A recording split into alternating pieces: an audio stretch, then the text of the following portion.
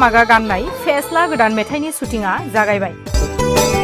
Tommy Narzary आरो दशरथ बर'नि जोंगा मागा गाननाय दोंसे गोदान फेस्ला मेथाइनि भिडिअ'आ नोंथांमोननि गेजेराव फैगासिनो दं।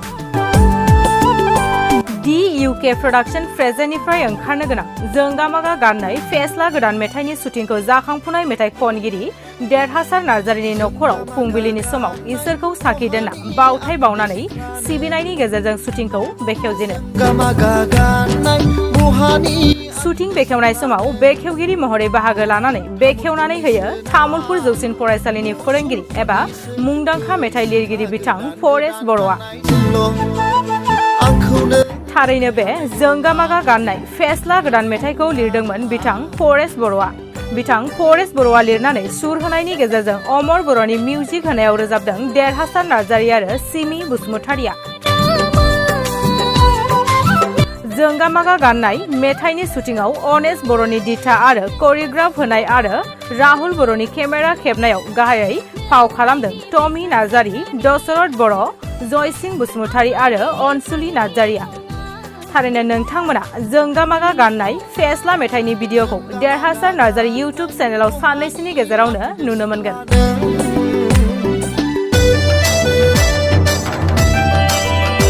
नंगौ थारैनो जोंनि डिउके प्रडाक्शन चेनेलनिफ्राय जों मोनसे मिउजिक भिडिअ लाबोनो थांगासिनो।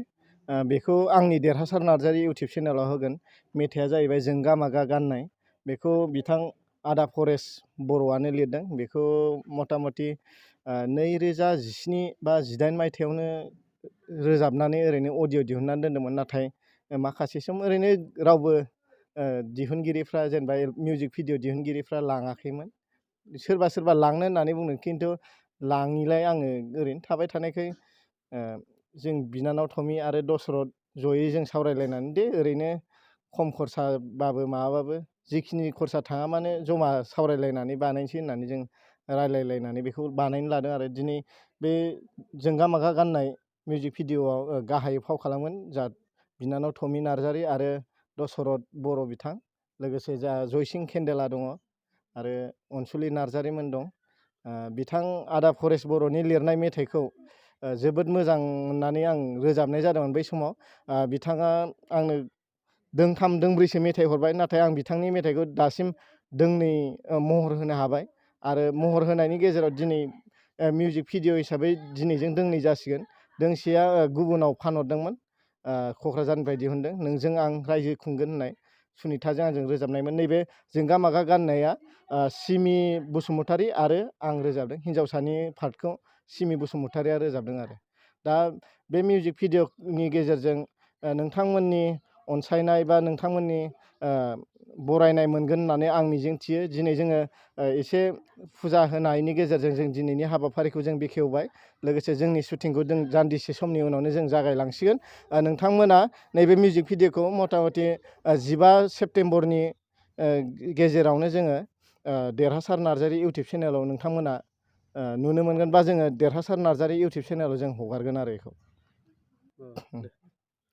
थारैनो नैबे जोंगा मागा मेथाइआ जाहैबाय सासे एक्ट्रिसाबो गावखौ गौरव सानग्रा स्टाइलनि आरो जेनेबा गोदान गोदान गाननाय एकदम खिन्थु बारा रोंगौथिनि माबा नङा आरो जेनेबा बे मेथाइआव फोरमायनाय बायदिब्ला जेनेबा गावखौ बिराद जोंगा मागा गाननानै बिराद माबायाव थायो आरो बे स्टाइलाव। ओमफ्राय सेंग्रायाबो ओरैबायदि जेनेबा एक्टरा बिराद गावखौनो स्टेन्डार्ड, गावखौनो बिराद गोग्गानाय लायो आरो जेनेबा गानफब जोमफब दुगामारा आरो थिफुदला बे आखुथायखौ बे मेथाइआव नुनो मोनगोन आरो एक्टरा बिराद थिफुदलायै बायदि रोखोमनि एक्टिं खालामो, खिन्थु बिनि एक्टिंफ्रा जेनेबा नेग्लेक्ट आरो बा एक्टिङा जेनेबा गौरव थांब्लाबो नेग्लेक्ट थाखोआव फैनाय आरो जेनेबा मा मेसेज माने नैबे मिउजिक भिडिअखौ गासै रायजो राजा अनसायगिरि नोंथांमोना आंनि मिउजिक भिडिअखौ अनसायगोन आरो आंनि देरहासार नार्जारी इउटुब चेनेलखौ नोंथांमोना सानफ्रामबो नायगोन, बा बेवहाय बायदि रोखोमनि भिडिअ होनाय जायो। मालाबा ब्लग भिडिअ, मालाबा सोरनिबा प्रग्रामनि भिडिअ, बा मालाबा आंनि मिउजिक भिडिअ, मालाबा आंनि अडिअ मेथाइ होनाय जायो। बे हिसाबै बे आंनि इउटुब चेनेलाव गोबां माखासे भिडिअफोर दं, बेफोरखौबो नोंथांमोना अनसायगोन आरो नैबे दिनैनि ओंखारनो गोनां जोंगा मागा गाननाय मेथाइनि भिडिअखौ नोंथांमोना गोसो गोथारै अनसायगोन आरो नोंथांमोननि बोर सारस्रिनाय मोनगोन होननानै आं मिजिंथियो आरो नोंथांमोना आंजों लोगोसे बयखौबो अनसायलांगोनखौ आं मिजिंथिबाय। लोगोसे आंनि टिमाव दिनैनि बे शुटिंआव बाहागो लाफैनाय साफ्रोमबो आरो लिरगिरि आदा आरो केमेरामेन, मेकआपमेन बा करिय'ग्राफार बिथांमोनखौबो आं गोसो गोरबोनि साबायखर बावहरबाय। गिबियावनो आं गासै नोंथांमोननिसिम आंनि गोसो गोरबोनिफ्राय आंनि खुलुमनायखौ बावहरग्रोनाय थाबाय। आङो दिनै बे प्रजेक्टआव बाहागो लानो मोननानै बिराद गोजोननाय मोन्दों गोसोखौ आरो आं बिराद एक्साइटेड बे मिउजिक भिडिअखौ लानानै। आं नोंथांमोनखौ बेखौनो अनसायो जे नोंथांमोना जोंनि बे मिउजिक भिडिअखौ मोजां मोननानै अनसायगोन होननानै। आंनाथ' दा माने मोनसे प्रजेक्ट दङ, बेखौ जोङो बाहेरायाव लानाय जागोन। नैबे नेक्स्ट मान्थआवनो लागोन आरोना, बाहेरायाव लाहैगोन। गिबियावनो आं गासै नोंथांमोननिसिम आंनि खुलुमनायखौ बावहरग्रोनाय थाबाय। दिनै जोङो मोनसे मिउजिक भिडिअनि शुटिंखौ लानो थांगासिनो दङ। बेहाय आङो फिमेल लिड रलावनो दङ। ओमफ्राय आंजों लोगोसे नै दशरथ बर' बिथाङा माने मेलनि लिड रलखौ लागोन। ओमफ्राय जोंनि सिंगारा जाहैबाय नै आंनिनो असे बिदा देरहासार नार्जारि। ओमफ्राय आंजों सिंगार आरो फिमेल सिंगारा जाहैबाय सिमि बसुमतारि।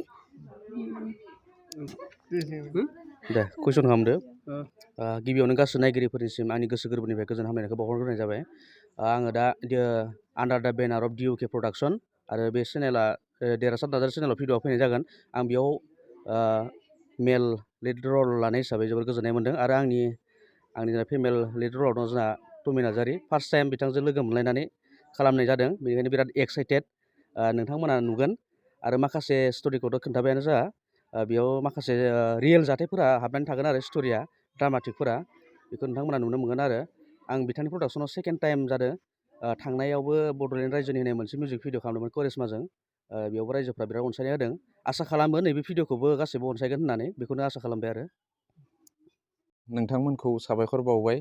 लोगोसे आं देरहासार फंबायखौबो आंनि गोसो गोरबोनिफ्राय रोजा रोजा साबायखर बावदों। मानो होनबा आं लिरनाय मेथाइखौ बिथाङा जिउ होबाय, बेनिखायनो आं बिथांखौ माने बावगारनो हायि गोसोआव लाखिदों।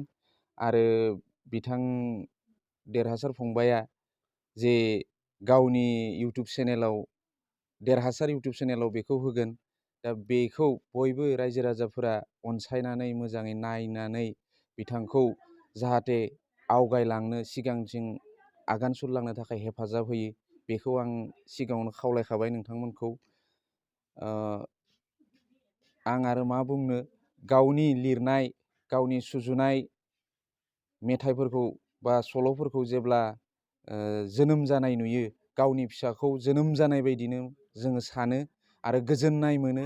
गावनि फिसाखौ मोखांखौ नुयोब्ला जाबायदि गोजोनो, बेजों समाननो गावनि सुजुनाय जिखिजाया आर्टिकेल मेथाइ बेफोरखौ नुयोब्ला गोजोननाय मोनो। दा जियानो जा, रायजो राजाफ्रा बेखौ अनसायगोन होननानै, बे जोंगा मागा मेथाइनि जे भिडिअ एलबाम बेखौ अनसायगोन होननानै आं आसा खालामबाय। बेखिनि मोनबेसे मेथाइ सुजुखो होननानै बुङोब्ला ओरैनो दा थाबै बुंनो हानाय नङा। जियानो जा, आंनि मेथाइफोरनि मादाव मोनसोम बर' फंबाया रोजाबनाय गोसो होनाया नंखाय नङा होननाया बांसिन मानसिफोरजों अनसायजादों। लोगोसे नै देरहासार फंबाया रोजाबनाय मोनसेया खासि बिबार होननायाबो भिडिअ एलबाम ओंखारबाय आरो नैबे जोंगा मागायाबो भिडिअ ओंखारनोसै। आरो लोगोसे आंबो गुबुना लायैलाय आं दोंनैसो मेथाइ बेबायदि गावनो रोजाबदोंमोन। बेखौ रिया ब्रह्मनि प्रडाक्सनावबो दिहुननाय थांबाय भिडिअखौ। बियो भिडिअआ मामोन, मा होनो, दां दुलु बेदा दुलु बे मेथाइयामोन। दा बेनोसै।